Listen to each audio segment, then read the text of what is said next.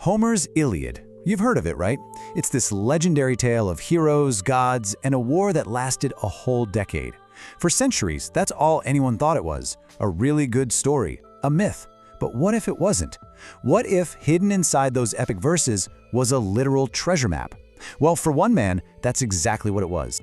And that man's name was Heinrich Schliemann.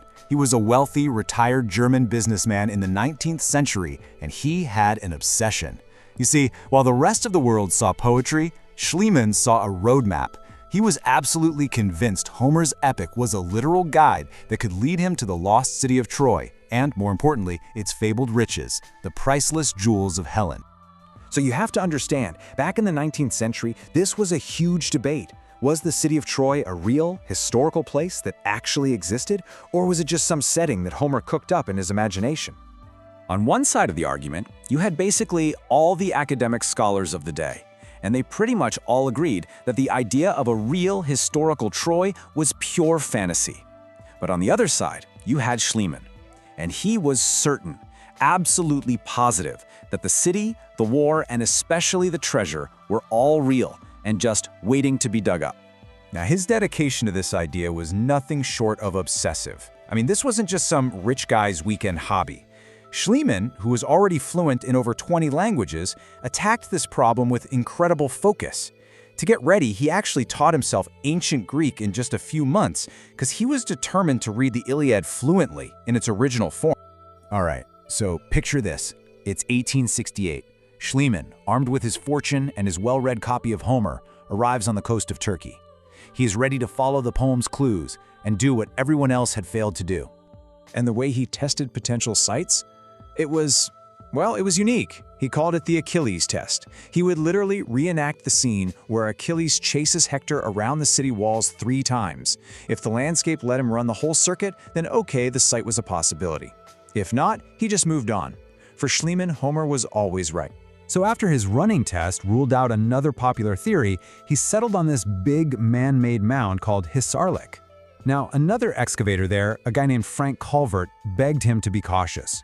But Schliemann wasn't a cautious man. His plan was simple and, frankly, brutal. Cut a massive trench straight down the middle to get to the very bottom as fast as humanly possible. His whole approach was just shockingly aggressive. He brought in equipment from open-cast mining. We're talking winches, levers, huge crews of workers, and even dynamite.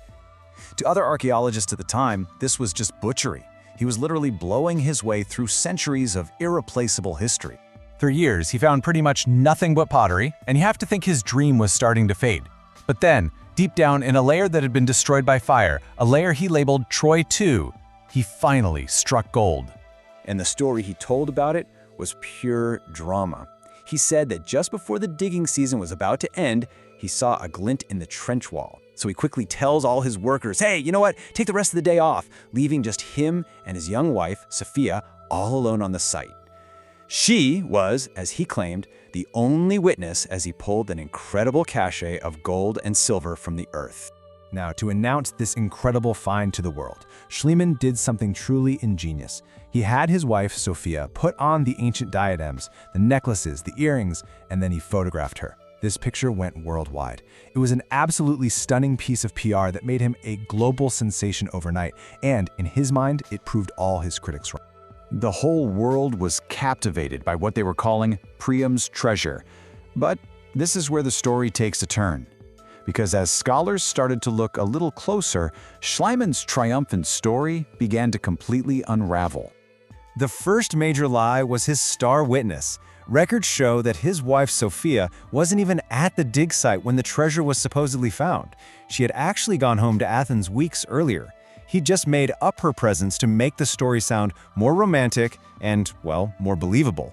So, with his credibility now under attack, Schliemann knew he had to scientifically prove the date of his treasure. And the only way to do that was through comparative archaeology.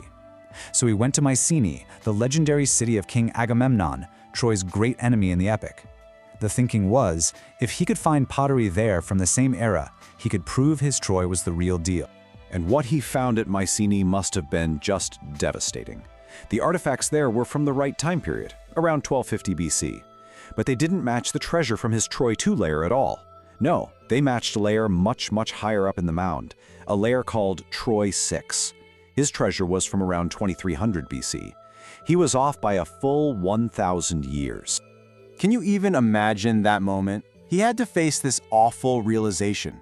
In his reckless, bulldozing rush to get to what he thought was the bottom, he had blasted straight through the very city he had spent his entire life looking for. When his lead architect finally convinced him of the truth, Schliemann reportedly just went into his tent for 3 days, before coming out to quietly say, "I think you're right."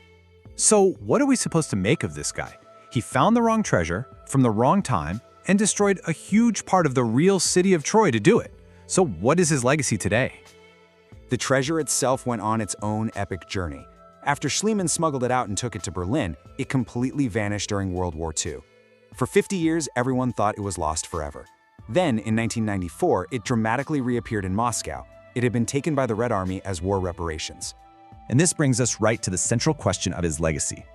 On the one hand, you could absolutely call him a charlatan, a liar whose ruthless methods destroyed invaluable historical evidence. But on the other hand, he was a trailblazer.